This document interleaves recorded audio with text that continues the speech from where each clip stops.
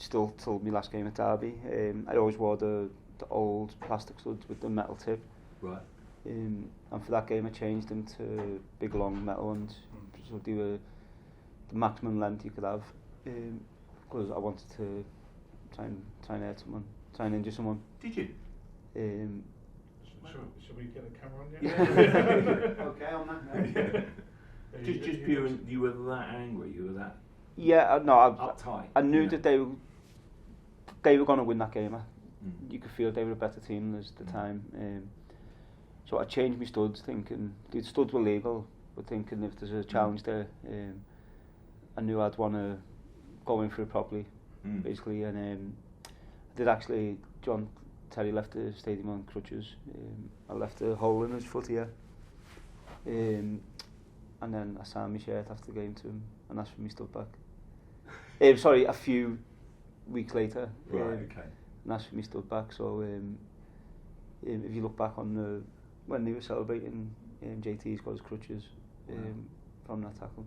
No, I was just going to say, is that you? Is that your determination? Is that your will to win? Is that your bottled, not anger, but your drive? Not to win, but your frustration in losing. I think it was more that, and I knew that Chelsea team at the time, obviously with Mourinho, with JT, Lambs, that team, they were a great team, and you just knew it'd get to boil over. It was almost a protection of yourself, but also if you can't win, then try and not let them enjoy it as much as they want to. There's a theme throughout the film that you've obviously fought all the way. Do you look back now and think, or realise you don't have to fight everything or everyone, if that makes sense? Yeah, I think as I'm sure once you see the film from a very young age, as you said, the theme of fighting for what I wanted, coming from the council estate I come from, it wasn't easy. It was a fight to get to where I was. There was a lot of challenges in order for me to do that, and ultimately I had to take what I wanted. I had to, nothing was given to me, I had to go and take it, and that then went into obviously playing as a professional, coming from that council estate, and then playing in the Premier League at 16, for England at 17, the change in mindset, and all of a sudden having to deal with everything which comes with it. Obviously I was really underprepared for that. I wasn't ready for that. It took me quite a while actually to get used to that, and get used to dealing with that pressure, dealing with the off the pitch stuff which I just never even knew existed really. You're just concentrating on trying to be a football player, and then all of a sudden all this comes along with it. So just learning how to deal with that, and that's where in the trailer there I said, at 17, coming from Croxted, how am I meant to be ready to prepare, or how am I meant to be prepared for that? So I did find it difficult, did make mistakes on the pitch, off the pitch, and I think actually from 18, from when the first story come out, I've actually, that's stuck with me, and that's stuck with my character to this day from a lot of people. I think for me it was important to do this for actually people to see me as a person, me as a father, as a son, as a husband, and actually see me for who I am, rather than for the odd occasions I have made mistakes. Does that frustrate you in a way that people don't know the real you, in terms of what you're like as a person, as an individual? You're trying to forage your career and you're doing really well at Derby in difficult circumstances, but maybe people are even making a judgment on you now without. Yeah, it does frustrate me at times, but a lot of it frustrates me. A lot of it is you get reassurance from your teammates, from your now obviously your staff you work with, and I've always, as guys, and I've always been a team player. I've always been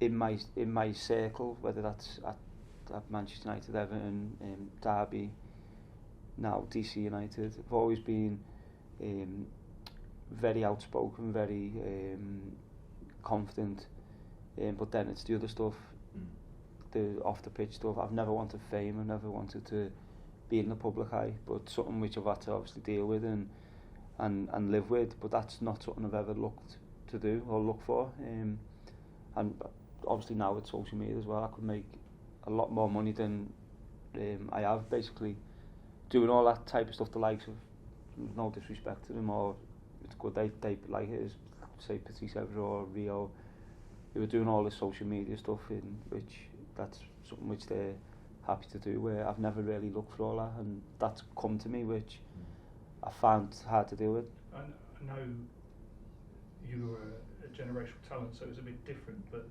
do you think if you'd come through now, things would have been different for you?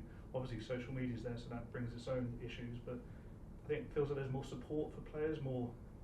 Yeah, I think what I was speaking about downstairs is there was a period in my career where, for a long period of my career, I was suffering inside, and I've found ways to deal with that. A lot of it ended up in drinking, where you felt stuck. I felt like I couldn't go into the training ground and say I'm struggling with this mentally, or I'm struggling to deal with this on my own. But I couldn't go into likes of Roy Keane, Ryan Giggs and tell you, listen, I'm struggling here. It's not something you do, where now, as you said, it's a lot easier to actually do that, which is good, because obviously people are recognising the mental health issue and talking about it and trying to catch it early, for especially some of the young lads who are struggling with that. You've had an amazing, absolutely incredible career, club and country. Do you feel with those issues, if you'd had better support, you could have even, had more success? Both yeah, possibly. I was saying this before, possibly, and you never know. You're always looking hindsight, but actually, when I was dealing with them issues, is when I was more raw on the pitch, I was more angry on the pitch. And actually, when I learned to deal with them, that went away, because you obviously put yourself in a better frame of mind as well. So I don't know. I don't know whether it would have seen me become a better player, play for longer, whatever that situation is. But that's been my life and my career. So obviously I'm happy with my career, but then there's moments where I struggle quite badly, actually. I was going to say, I don't want to pry, but was it anxiety towards performance, the outside world, the internal pressures, depression? Yeah, I think it was a mixture of everything, really. Sometimes performance, sometimes off the pitch stuff, sometimes issues which I might have had with the club, and then it all builds up, and then the best way for me to deal with that, which was the wrong way, obviously at the time you're just trying to deal with it. So if I got a 2-day period where I had 2 days off, I'd literally go in my house on my own and drink for 2 days, and then once I was back in training, I'd go and train, play, whatever. But it was always, if I had a 2 or 3 day period, I'd almost do it to try and forget these issues I was trying to deal with. So it's obviously that's not the right thing to do, but at that time that was the only way I felt I could deal with them. Yeah, did you see anyone at that time? Did you it was clear not a depression issue? Or? Yeah, not for a bit.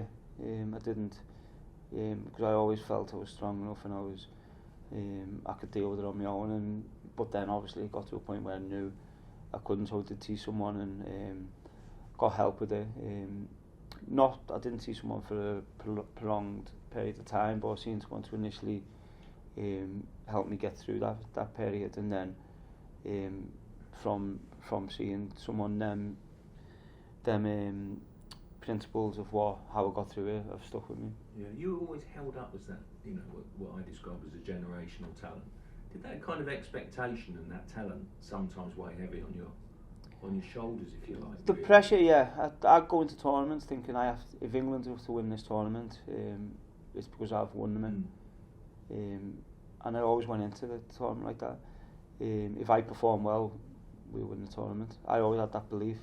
But on the flip side, I used to think if I don't, we won't win it. England need me to perform well for us to win the tournament. So that was a lot of pressure for me to deal with. I tried to hide it a lot throughout the years and tried to take that pressure off my teammates almost to not show that, but deep down that's what was always in my head, so I was always thinking.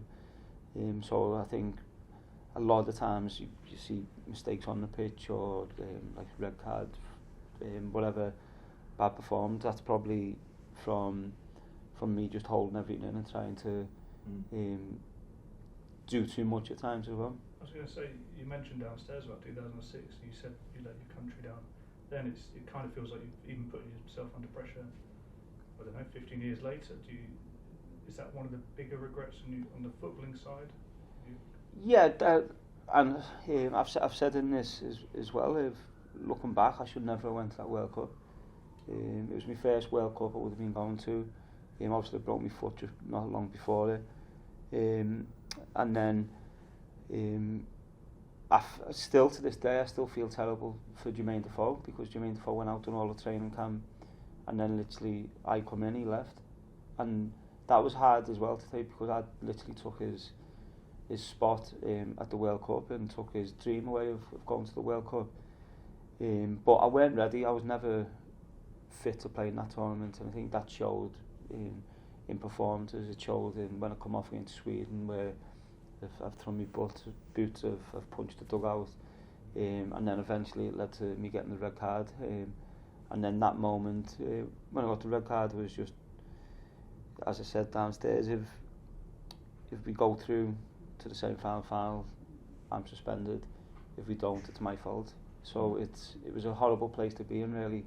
I remember sat in the dressing room on my own as the game was going on, and that you had the two of them, one on either side of me, on each shoulder, just thinking, whatever happened here, it's a bad situation. Yeah. So that was a tough moment for me to deal with. Just watching those clips there, if I may just ask you about the you know, when you go into Fergie's office, which must have taken a lot of courage. I don't know, sort of the relationship at that time, but tell us about that, because you were desperate to win more, weren't you, with United and that conversation? Was that? Yeah, I was always comfortable in speaking to my managers and going into the office. I've always been comfortable with that, and it's like to now, when as manager, the first thing I say to the players is, any issues, come to me, right, and I'll always try and deal with it in the best way I can. So I just felt at that time the club had offered me a new 5-year deal, and we'd sold Tevez, sold Ronaldo, so I wanted reassurances of who we're bringing in. If you want me to commit myself to the next 5 years, who we're bringing in to improve, or are you going to try and build a team over the next 3, 4, 5 years to then be successful? So that's literally what I was saying. And as you see, he told me to get out the office, and I think from then it become difficult. But I think actually, if you move on a few years down the line, the majority of Manchester United fans actually agree with. They were asking the same questions which I was asking a few years before, because I could see where the club was going to. Yeah, he didn't take it well. No, he didn't. Listen, I've no. He's the manager, so yeah. He and obviously he's probably the best manager of all time. So to have a young lad coming in asking questions of how the club moving forward, I completely understand that as well. He's probably felt a bit disrespected from that point of view, but I was doing it from a personal point of view. If you want me to commit myself for 5 years, I need to know what the plan is, what players we're bringing in, and obviously didn't get them answers. So it led to what happened after that. Yeah, you did obviously go on to have success, though, didn't you? During that time, was there ever a feeling though that you could have won more with United if they had replenished those players? If they had done that. Yeah, I think we got to was it 2013, the last one we won? Yeah. It was Fergies last year. We weren't a great team. They weren't. For us to win that league title was a miracle, really, I think. But you could see after the 2011, Ronaldo left in 2009, Tevez left, and after that you could see it was going to go backwards before it could move forwards, and that's what I could see, and that's why I was asking the questions. And unfortunately they probably still haven't recovered from that, still to this day. Yeah. What does it say about the group that you won the title that season? Yeah, I think a massive part was that with Van Persie. Yeah. I think him coming in, give everyone a lift, going in at number 9, scoring the goals he scored. And that was a bit. I think that was a bit of a masterstroke from the manager really, to bring him in and have him hungry, because he was a bit older as well. So to bring him in, have him hungry, and he really carried us that season. I know we're running out of time, but when you left United, it was over a summer. You left Everton, went to the US, came back, and then everything just seems to happen so quickly in your career, as it did with England. Has this film given you the chance to take stock, reflect, or are you still having to look ahead rather than back? No, I always try and look ahead and be positive, and part of the reason, I think first of all going back to Everton, was I knew Everton were interested, but I also weren't playing that much under Mourinho, so I had to make it, and I actually took a big pay cut when I had 2 years left to go back to Everton. Then I took another big pay cut to go to America, and then to come back into Derby. But my mind then was I always wanted to go into management, so I wanted to go and learn. Obviously I knew Everton as a club, but it was a different time at Everton. Ron Koeman was in there, so I felt I could go and learn off him. Then I went to America to learn a different culture, and obviously same language speaking, but to learn a different culture, a different league, and then to go back into the Championship to learn the second division in English football, to give myself the best chance to go into management. So that was always the thinking, and then obviously the management, the job come up a bit quicker than I thought or was planned, but once it come up, I knew that's what I wanted to do, and you know, I could have played on, but I thought, no, what, I want to go into management. I feel it's the right time for me to do it now, and so them experience actually helped me dealing with different people, and not just being at the top level, but actually dealing with different budgets, different salaries. Some players on a lot more and some players on not very much. So that, I feel that's actually helped me dealing with what I'm dealing with now at Derby. Just finally, I was just going to ask you, I mean, it's your pure love of the game. I was talking to, Paul before, and, saying about Derby. What a test. I mean, what an, experience. Must be very, must be incredibly learning experience that you take in so much, but you're doing well, but you clearly, that shows your passion for the game, doesn't it, more than anything else? Yeah, I'd love... you've never fallen out of love with football. No, I'd love football. I'll obviously... I always know I want to stay in football, and there was opportunities where I could have went into TV and stuff like that, but I always want to be on the pitch. I want to try and give some of my experience and knowledge back into the game, and I always felt I'd be a good manager. So to do it now, it's obviously different to what I thought it'd be.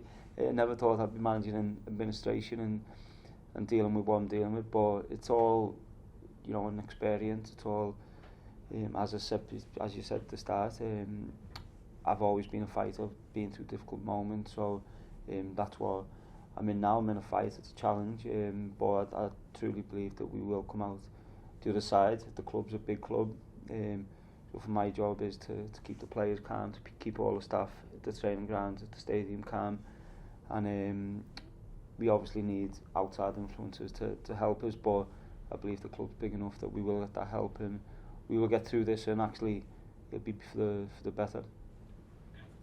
Brilliant. All right. Thank you. Cheers, lads. Thanks, guys. Thanks. Good talk. Hot talk. Bold talk. Talk radio. Listen on your smart speaker. Watch it live on your smart TV. The world headquarters of common sense. Talk Radio.